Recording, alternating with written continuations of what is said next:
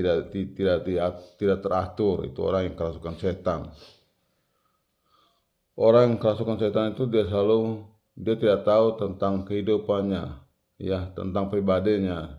Itu orang yang kerasukan setan, ya. Orang yang kerasukan setan itu hidupnya sengsara, ya. Orang tidak waras. Orang kerasukan setan itu pikiran tidak waras. Nah, di sini kita lihat ini, semua orang kenal orang yang kerasukan setan itu. Pikirnya tidak waras, ya, menakutkan. Maka di sini kita lihat sini. Maka larilah penjaga-penjaga babi itu dan menceritakan hal itu di kota dan di kampung sekitarnya. Lalu keluarlah orang itu melihat apa yang terjadi. Mereka datang kepada Yesus dan melihat orang yang kerasukan itu duduk, sudah berpakaian dan sudah waras. Orang yang tadinya kerasukan legion itu, maka takutlah mereka. Jadi ini luar biasa. Orang yang kerasukan itu, dia tidak berpakaian, ya.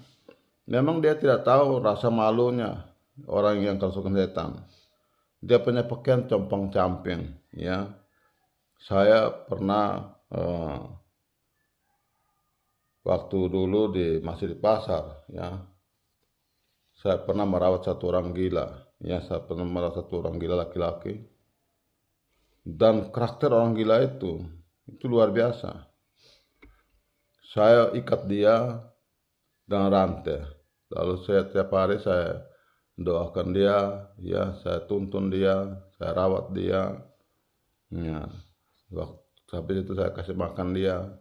Nah, setelah saya kasih makan dia, terus saya ikat kembali, ya, supaya dia jangan lari. Satu kali saya suruh dia kupas kelapa karena saya lihat dia sudah mulai baik, ya. Saya suruh dia kupas kelapa pakai parang. Nah, saya di dalam rumah saya mulai bagaimana dia pun sikapnya, ya. Dia kupas itu kelapa pakai parang. Habis itu dia lepas itu parang, dia gigit pakai gigitnya. Dia kupas pakai gigitnya. Tapi ketika dia lihat saya, langsung dia takut ke ambil parang kembali. Begitu dia lihat saya, dia pakai gigitnya. Oh, ini karakter orang gila seperti ini. Saya ikat dia di bawah pohon, dia kasih patah itu pohon semua, ya. Saya kasih pakai pakaian yang bagus. Nah, saya pikir dia sudah sadar, ya. Lalu lepas dia pergi pasar, itu pakaian sudah buka kembali semua. Pakaian itu dia sudah buka kembali, dia sudah buang, dia sudah lari semua di pasar itu dengan telanjang. Nah, inilah karakter orang gila, orang yang kerasukan setan seperti itu, ya. Dia terawat. Saya terus tuntun dia, doakan dia sampai dia sembuh, baru saya lepaskan kembali dia. Nah, firman Tuhan hari ini dengan pesan Tuhan, berpikir yang waras. Berpikiran sudah waras, ya. Orang yang sudah waras itu dia punya pikirannya berbeda, ya. Pengertiannya berbeda, perilakunya berbeda dengan orang yang belum waras. Jadi kita ini sebetulnya sebelum kita dipanggil Tuhan, kita sama dengan orang yang tidak waras. Perilaku kita, ya, tidak waras, ya. Perilaku kita itu pokoknya apa yang kita membuat jadi semau kita. Karena memang pikiran kita belum waras. Karakter kita itu masih rusak, ya.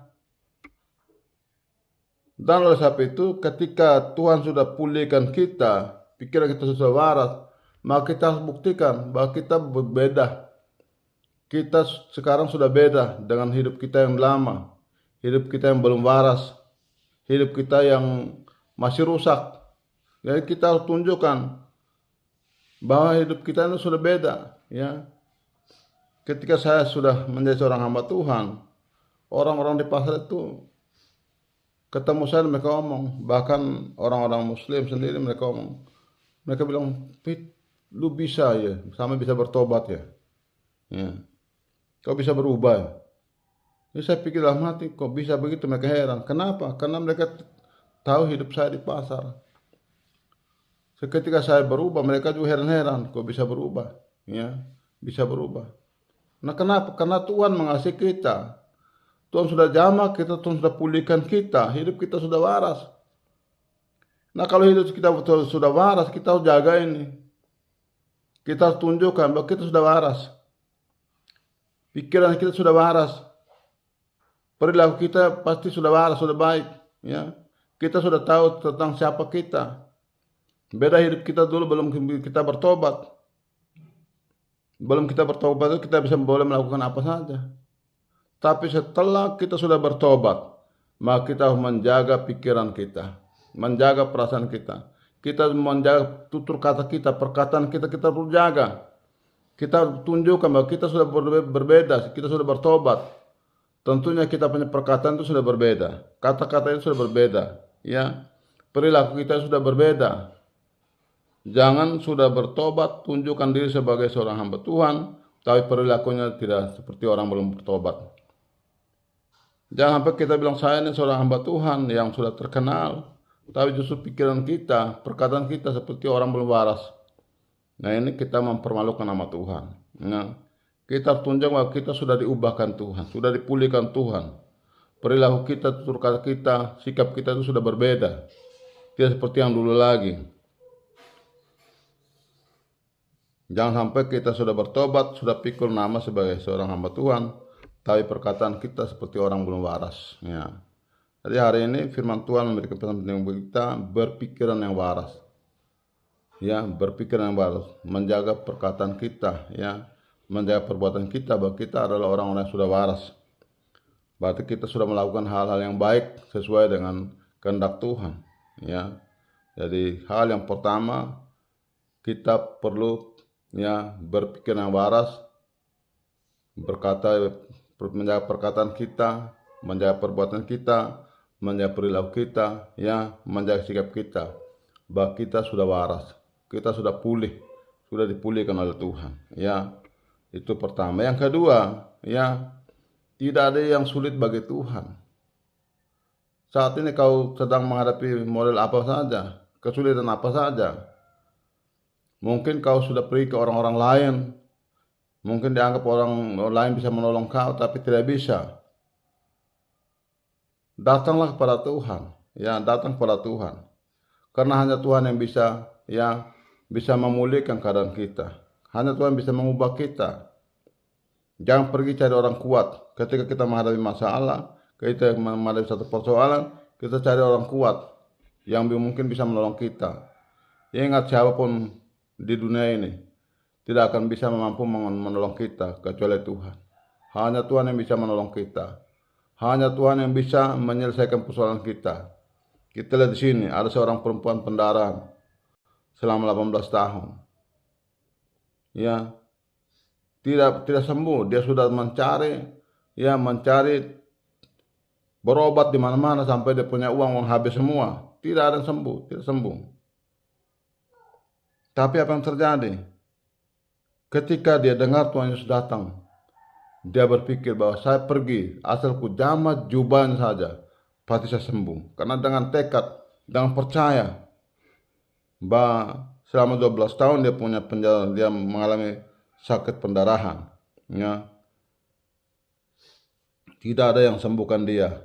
Dia datang kepada Tuhan. Di sini kita lihat di ayat yang ke-26 dan 34, ya. Ia telah berulang-ulang diobati oleh berbagai tahbit sehingga telah dihabiskannya semua yang ada padanya. Namun sama sekali tidak ada faedahnya, malah sebaliknya keadaannya makin memburuk. Ayat yang 34. Maka katanya kepada perempuan itu, hai anakku, imanmu telah menyelamatkan engkau. Pergilah dengan selamat dan sembuhlah dari penyakit. Ini luar biasa. Keadaan apa yang kita hadapi hari ini, ya, masalah apa yang kita hadapi hari ini, persoalan apa yang kita hadapi hari ini, manusia tidak bisa menyelesaikan masalah kita kecuali kita datang pada Tuhan, menyerahkan diri pada Tuhan, datang pada Tuhan, taruh hidup kita pada Tuhan. Ingat, hanya Tuhan yang bisa menyelesaikan masalah kita.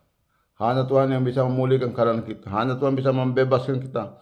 Hanya Tuhan yang bisa melepaskan kita dari keadaan kita yang sulit itu. Jadi ada dua pesan Tuhan hari ini.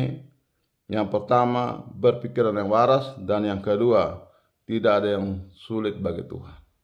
Tidak ada yang sukar bagi Tuhan. Datang kepada Tuhan. Pasti Tuhan berkuasa untuk memulihkan kita, melepaskan kita dari segala persoalan hidup kita, dari segala penderitaan kita, dan segala kesulitan kita. Tuhan berkata kita, amin firman Tuhan.